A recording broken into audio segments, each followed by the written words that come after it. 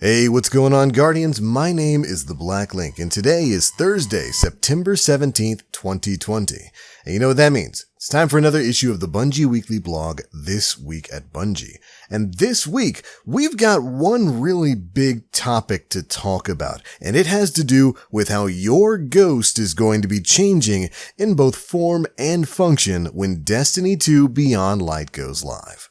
That's right, this week is all about ghosts and the way you'll be able to customize them when Beyond Light comes out on November 10th. A lot of this is brand new information that a lot of us had no idea was going to be coming. So let's go ahead and dive on into exactly what Bungie had to say. In a section titled Customizable Ghosts, we got to hear from Bungie designer Mina Jasinski to tell us exactly what her team is going to be doing to improve how you can customize your ghosts. Here's what Mina had to say. In Destiny 2 Beyond Light, ghosts have received a system update which shares some functionality to what was done with armor in Shadowkeep. Here's a brief outline of what exactly to expect. Ghost shells will now have energy levels and access to mods with various energy costs instead of being preloaded with specific perks. This treatment has been applied to all ghosts outside of the Generalist shell, so you can use your favorite ghost shells regardless of tier.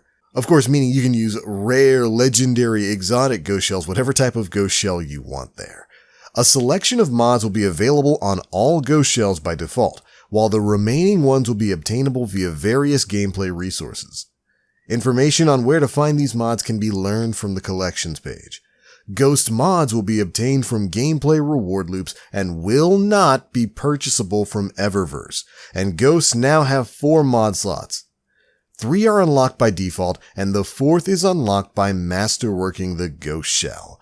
And so right off the bat, major changes coming to the way your ghost is going to function in Beyond Light. I love some of the stuff that they're doing here. One, I love that we're going to be able to customize the perks that we get on there. Now you can have the Sparrow instant summon perk on whatever ghost shell you want, hopefully. And of course, the fact that you can use whatever ghost shell you want outside of the Generalist shell, meaning you can use whatever is your favorite exotic ghost shell, your favorite legendary ghost shell, rare ghost shell, whether it's an Eververse ghost shell or whatever, and still have access to the same new mods and perks that these ghost shells are going to have. I love the customization here. And moving forward in the TWAB, we learn a bit more about what Bungie's goals were here when it comes to revamping the way we use our ghosts. They say one of our goals with this update was to separate visuals from functionality. We wanted any ghost shell to be viable and still have access to highly useful mods, regardless of tier or source. You'll be able to select your favorite ghost shell based on appearance without any detriment to your experience. Whether you purchase a ghost shell from Eververse, earn it from the nearest raid, or pull an old favorite out of collections, your ghost will have access to all the same mods across your account. From there, you can increase energy levels on your favorite ghost shells and set each of them up with different mod combinations of your choosing. As mentioned before, ghosts will now have access to a total of 4 mod slots, each with their own unique mod selection. There will be an experience mod slot, a tracking mod slot, and an economic mod slot, and an activity mod slot. The last of which is unlocked when the ghost is masterworked at 10 energy, meaning you actually have a benefit for masterworking this. You'll be able to mix and match mods from these categories however you like, with respect to energy limits.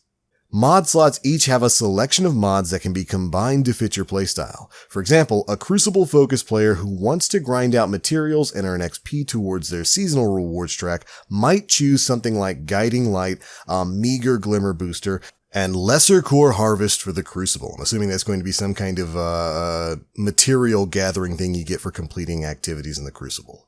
There are a variety of combinations that can be set up on different ghosts to suit whatever goals you might be chasing at the time, meaning you can have different loadouts set up for different ghosts. You might have a ghost that you use when you're going to do strikes or Grandmaster Nightfalls. You might have a ghost that you use when you're going to do Trials of Osiris or the Crucible. You might have a ghost that you use when you're playing Gambit. You're going to be able to set up different loadouts per different ghosts and then use them as you please. Great stuff here.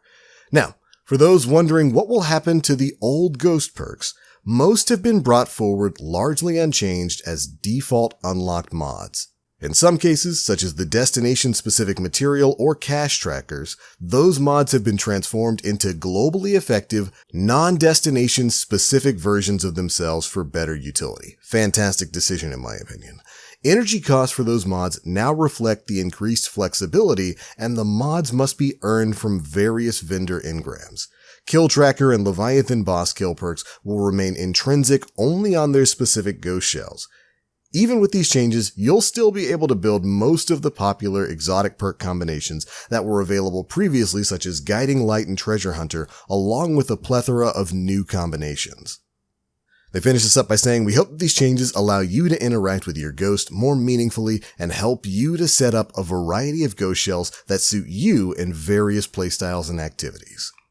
And there we go. Those are the major changes coming to the Ghost Shell. Thankfully, Bungie gave us some awesome screenshots here showing you exactly how this is going to look when Beyond Light goes live. And we get an example of what some of these activity mods are going to look like for your Ghost. Right here, we've got the Greater Core Harvest for Vanguard. Defeating bosses in Vanguard playlist strikes or nightfalls has a chance to award an enhancement prism. Meaning not only are you going to have more utility for your ghosts here and more customization there, you're also going to have some mods available for your ghosts that make earning those enhancement prisms a little bit more routine than they are right now. Fantastic stuff here. Of course, we also got to look at the Blinding Light mod, which increases your EXP gains by about 12%.